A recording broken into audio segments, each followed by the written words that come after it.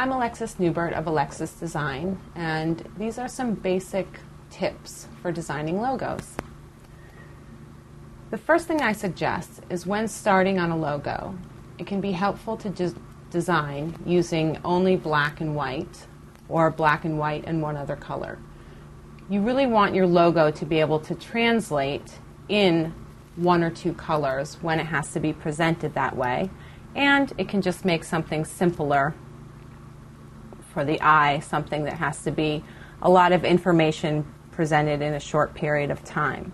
So for this logo, I did my best to utilize positive and negative space, and therefore keeping the number of colors and the number of shapes needed simple.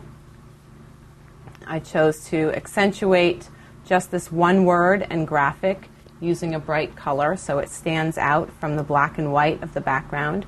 But I also know that this logo will easily translate in all black when it needs to be printed in that fashion or displayed in that fashion.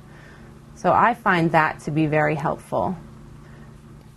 Another helpful tip when designing a logo, once you have some of your text and some of your graphics decided, or you have some ideas together, is to really take your time exploring color and color combinations, which is something I did for this logo.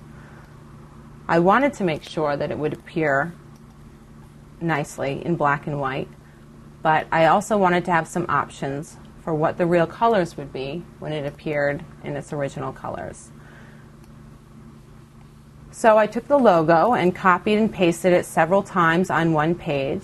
I developed a color palette using Adobe Illustrator. You could also do this in InDesign or even Photoshop if you're doing your logo in Photoshop. And then just kind of play around with different color combinations and look at them next to one another and see what you like. And this can also be a really nice way to present different logo options to a client or to a customer if you're doing this as a freelance job. And those are some tips for designing logos.